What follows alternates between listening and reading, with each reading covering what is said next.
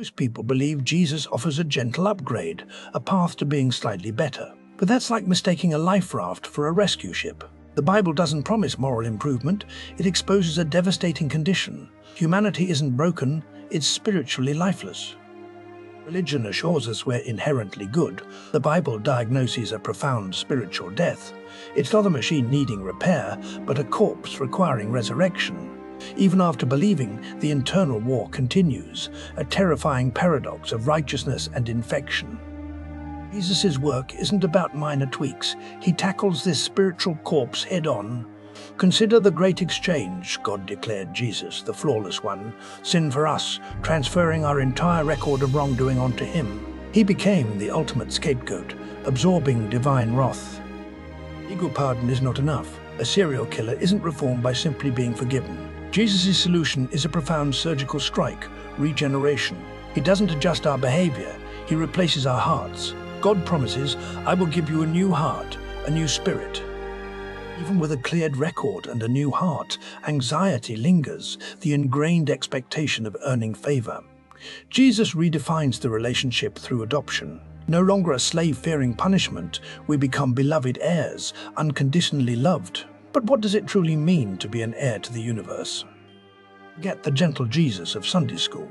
Imagine a cosmic courtroom where humanity's record, every betrayal, every selfish act, is meticulously documented. God, by nature, cannot simply ignore this staggering accumulation of debt. To do so would unravel the very fabric of cosmic justice, creating a universe where consequence ceases to exist. Jesus stepped into that courtroom, willingly shouldering the weight of billions of sins. It wasn't a transaction of transfer, he became sin, absorbing the full fury of divine retribution. When he died, the sky didn't weep. It registered a cosmic legal declaration, humanity's rap sheet now permanently affixed to Christ's. Imagine the sheer force required to pay off such an immense debt. God demanded a perfect, spotless sacrifice, one that mirrored his own nature. Jesus, the only truly flawless being, bore the full brunt of that legal condemnation, ensuring the universe remained consistent and divine justice wasn't compromised. It was, in essence, a violent payment. The exchange wasn't merely about absorbing sin. Jesus' perfect obedience, his tireless adherence to God's will over 33 years, became available. His flawless record was then transferred to our ledgers, effectively erasing our failures, offering a legal declaration of righteousness. You are no longer condemned, you are declared just. Yet, something remained stubbornly unresolved. The legal problem was solved, the debt paid, but the rot lingered. A pardoned criminal still possesses the capacity to commit crime. Similarly, a legally righteous person remains trapped in a brutal internal civil war, wrestling with the echoes of sin, a constant reminder of the simul. If the legal case against us has been permanently dismissed, why are we still wrestling with the same urges, the same failings? Why does the desire to do wrong persist even after we've been declared righteous? If God sees us through the lens of Christ's perfection, why doesn't that perfection simply manifest within us? The paradox deepens.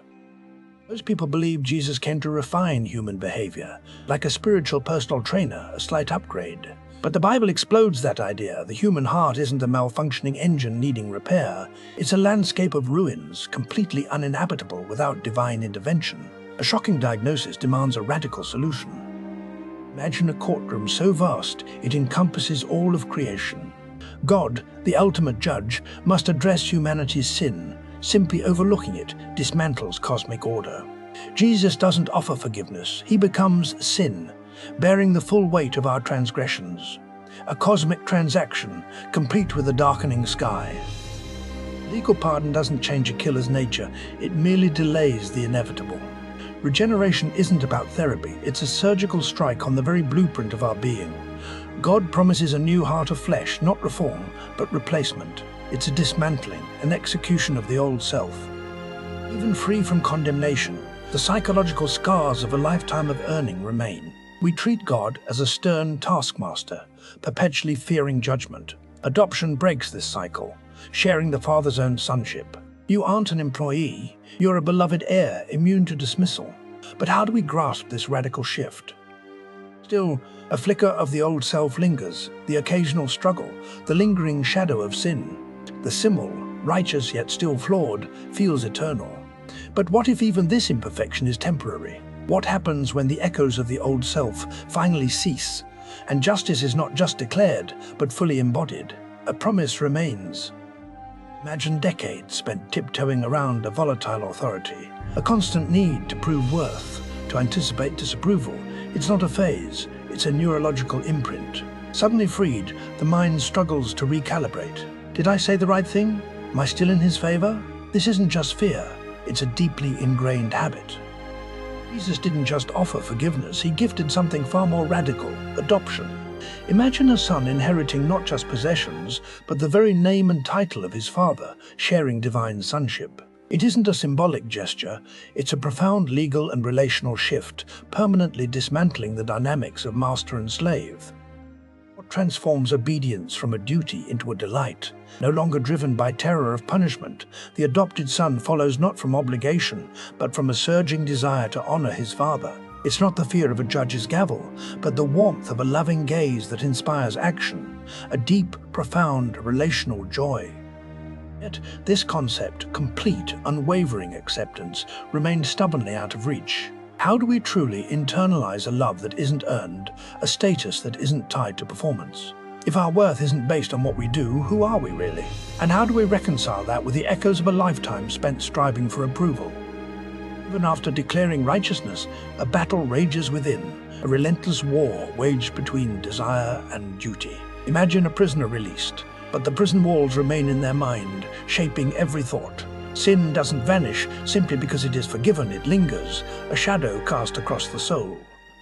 Consider the sheer immensity of God's justice, an infinite offense demanding an infinite payment. What happens when those debts aren't erased but transferred? Jesus became sin, absorbing the wrath meant for humanity, a cosmic transaction etched upon a ledger in the heavens.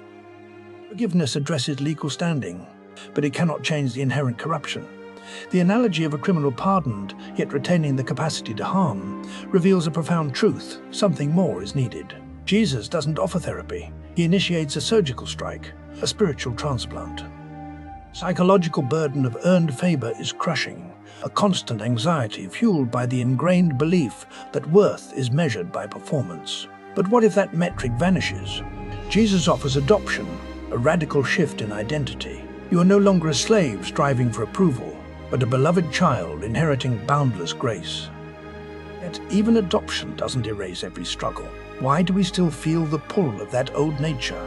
Romans 8 hints at a future beyond the simul, a moment when the battle ends, when the flesh is no more, when justice and reality finally coalesce. What would it truly mean to be utterly, completely, and forever just?